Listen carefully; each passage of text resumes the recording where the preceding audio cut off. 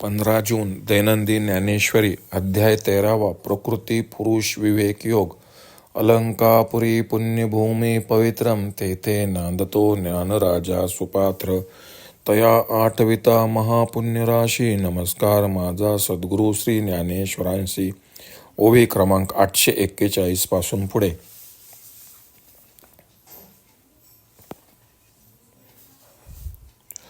तो जे जे बोले ते अज्ञानाचे फुलले, तयाचे पुण्य जे फळले ते अज्ञान गा.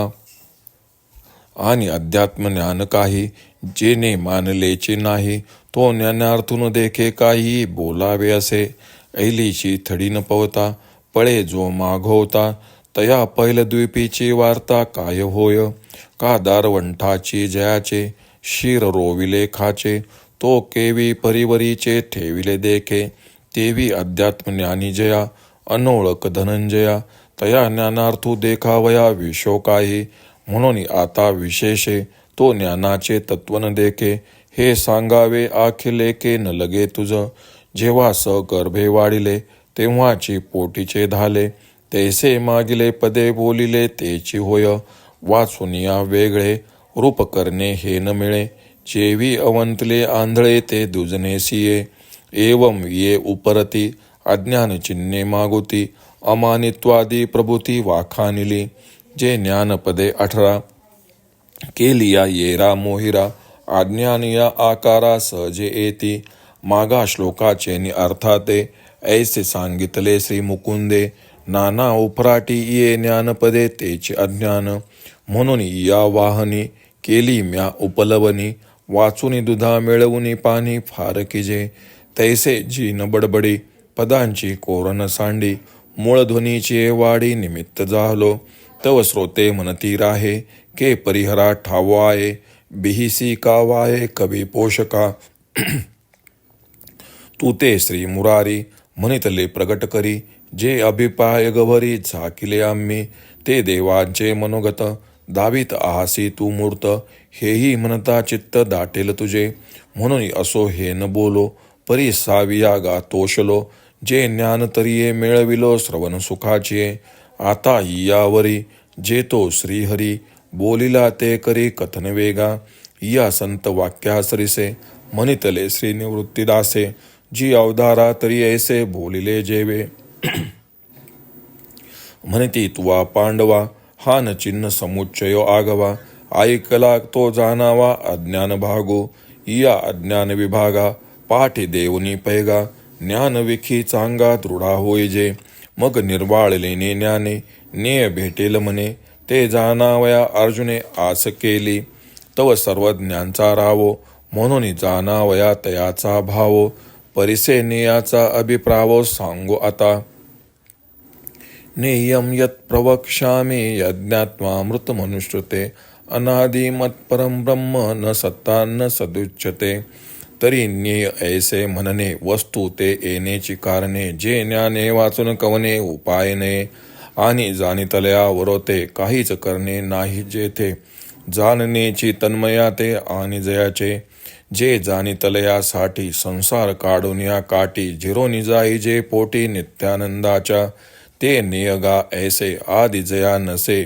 परब्रह्म आपेसे नामजया. जे नाही म्हणो जाई जे तव विश्वाकारे देखिजे. आणि विश्वची ऐसे म्हणजे तरी हे माया. रूप वर्ण व्यक्ती नाही दृश्य दृष्टा स्थिती, तरी कोण ऐसे आती म्हणावे पा. आणि साचची जरी नाही तरी महदादी कोणी ठाई. स्फुरत कैचे काही तेने विनसे, म्हणून आथी नाती हे बोली. जे देखोनी मुकी जाहली विचारेसी मोडली वाट तेथे. जैसी भांडघट शराबी तया आकारे असे पृथ्वी, तैसे सर्व होऊन या सर्वी असे जे वस्तू. त्याचे शरीर म्हणजे अज्ञान बीजाचा अंकुरच आहे, आणि त्याची विद्वत्वाही अज्ञानाचा वेल आहे असे श्रीकृष्ण अर्जुनास सांगतात. म्हणून त्याचे सर्व बोलणे म्हणजे अज्ञानाचे प्रदर्शन आहे, व त्याचे सर्व पुण्य फल हेही अज्ञानच आहे. आणि ज्याने हे अध्यात्मज्ञान जन्मात कधीच मानलेच नाही, त्याला ज्ञान म्हणजे काय हे काही समजलेच नाही. हे सांगितलेच पाहिजे काय. नदीच्या अलीकडील काठावर जाण्यापूर्वीच जो मागच्या पायाने पळतो त्याने नदी पार होण्याच्या गोष्टी तरी कशाला बोलाव्यात. उंबऱ्यातच ज्याचे मस्तक कापून खाचेत पुरले आहे तो घरात ठेवलेले पदार्थ कसे पाहिल. म्हणून अर्जुना, ज्याला अध्यात्म ज्ञानाचा मुळीच परिचय झाला नाही, ज्याला ज्ञानाचा अर्थ जे ब्रह्म ते कशाच्या आधाराने कळणार. म्हणून विशेष करून तो ज्ञानतत्व समजण्याचा अधिकारी नाही, हे तुला आणखी गणित मांडून सांगण्याची गरज नाही.